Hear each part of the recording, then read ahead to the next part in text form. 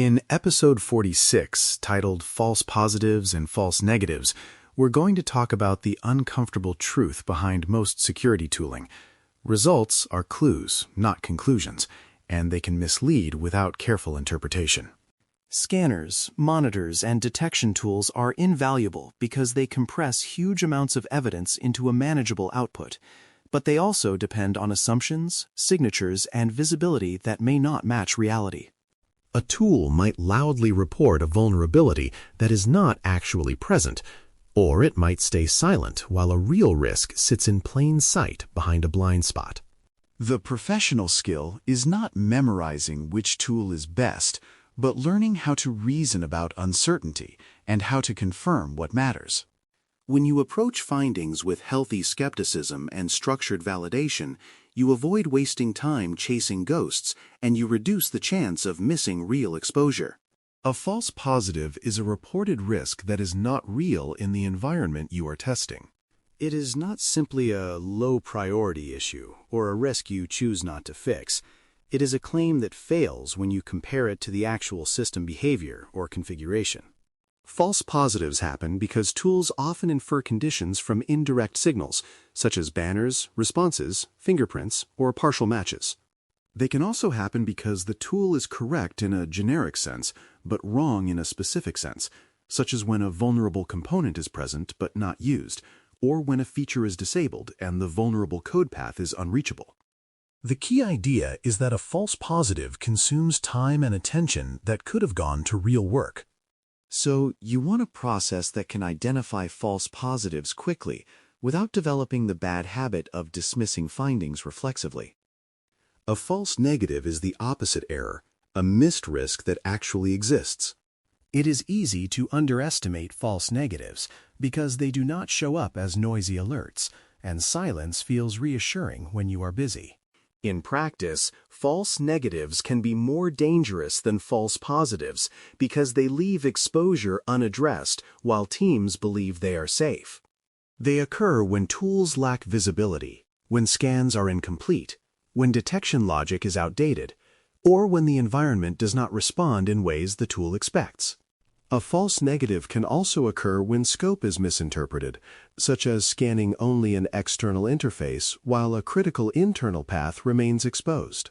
The disciplined mindset is to treat absence of evidence as a data point, not as proof of safety, especially for high-value systems and high-risk exposure paths. Common false positive causes tend to cluster around a few patterns that are worth recognizing quickly.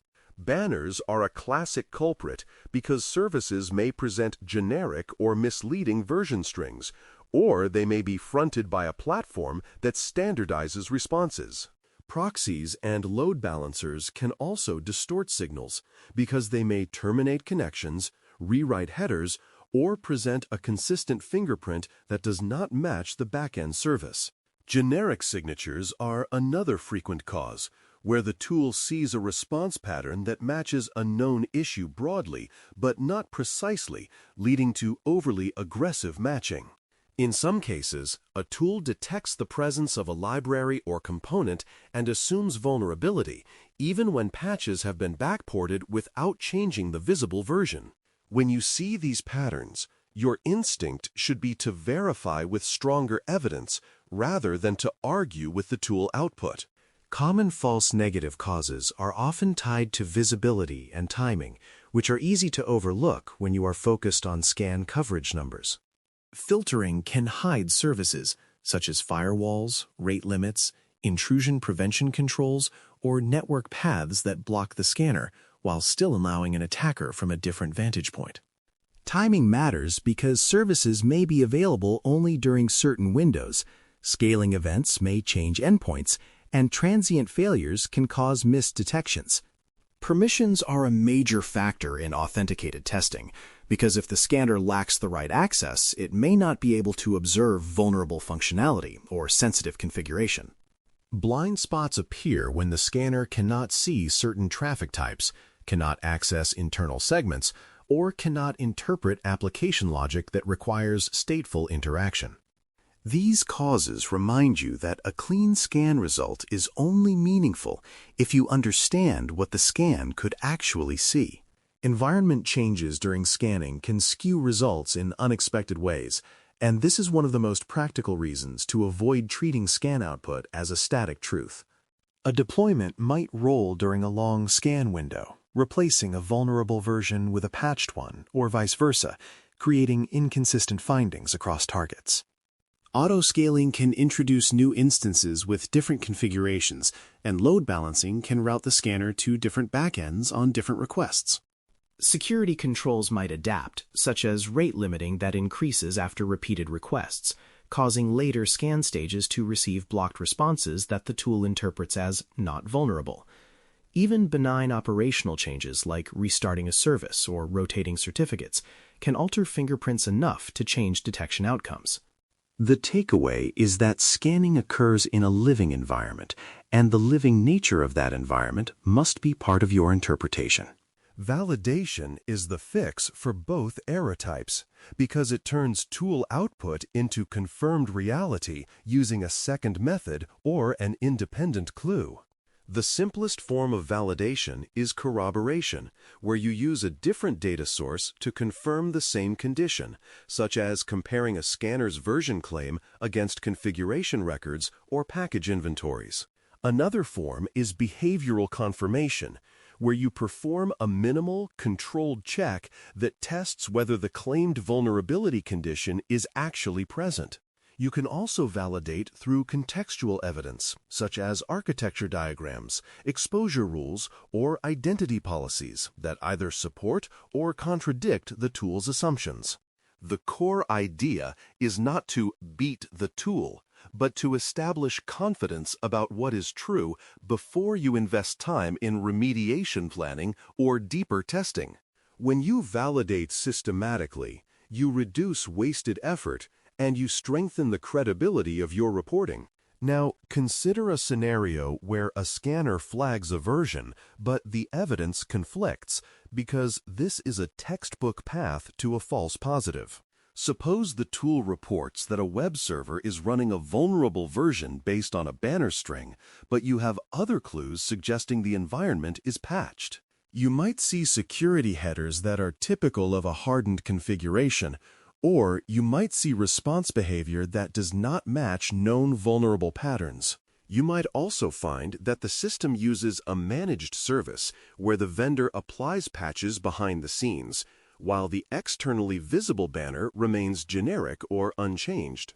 The scanner's inference is plausible, but it is not sufficient on its own because banner-based detection is inherently indirect.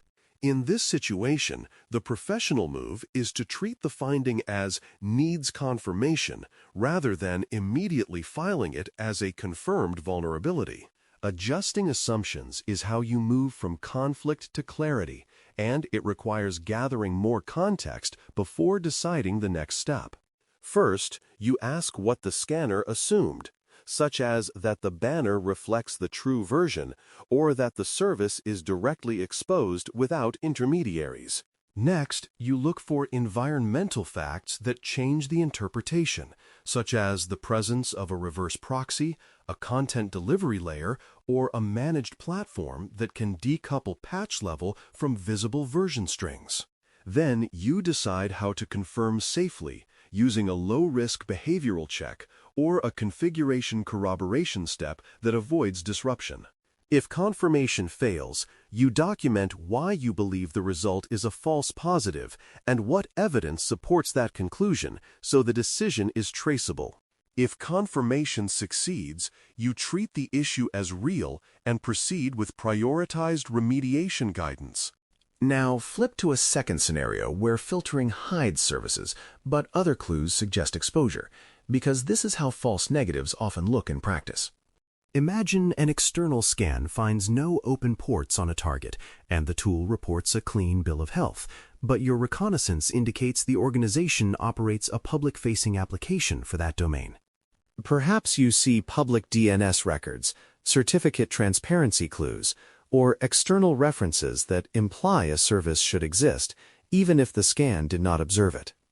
The mismatch suggests the scan's vantage point or method is limited, such as being blocked by filtering, hitting only one address in a multi-endpoint setup, or being throttled after initial probes. In these situations, the absence of detected services is not evidence of safety. It is evidence that your visibility is incomplete. The correct response is to expand the validation approach rather than to accept silence as a conclusion.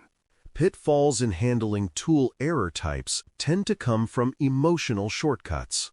One pitfall is dismissing alerts too quickly, often because the team is overloaded and wants the backlog to shrink, which can turn real issues into won't fix by accident.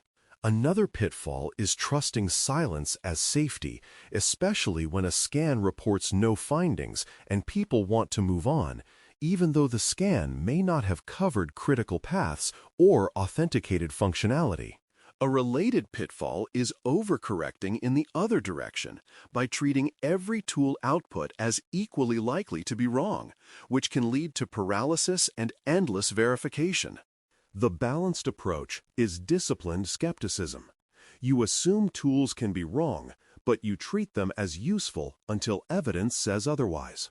When you maintain that balance, you remain efficient without becoming complacent.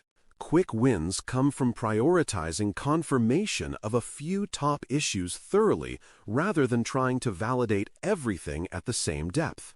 You focus on findings tied to high exposure, meaningful impact, and plausible exploitation paths, because confirming those first produces the greatest risk reduction per unit time. You also focus on areas where tool error is common, such as banner-based version detection, proxy-heavy architectures, and environments with aggressive filtering or dynamic scaling.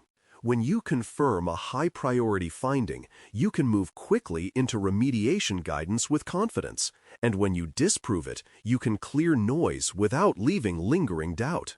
This targeted approach also helps you communicate progress to stakeholders because you can say what is confirmed, what is likely noise, and what requires additional visibility.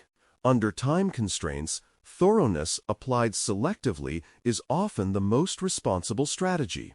To keep the core mindset sticky, use this memory anchor. Question, cross-check, confirm, document.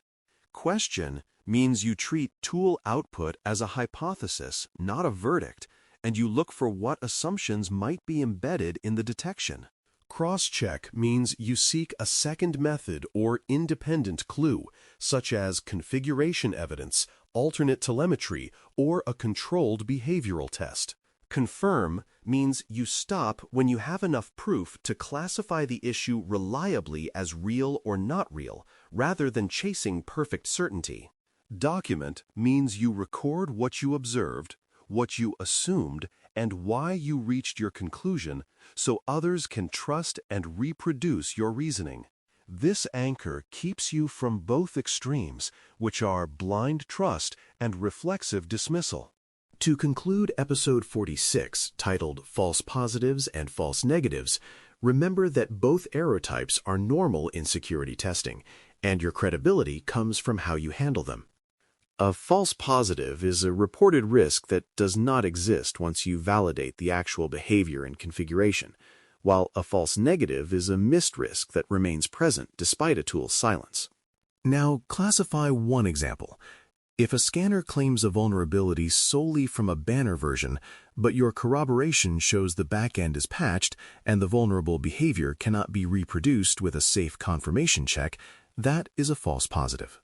If your scan reports no exposed services, but independent clues indicate a public application exists and further validation shows filtering prevented detection, that is a false negative. When you can make those classifications confidently and explain the reasoning, you are doing what professionals do, turning imperfect signals into reliable conclusions without wasting time or breaking trust. Thanks for listening. For more audio courses, daily newsletters, and more, please visit DailyCyber.News.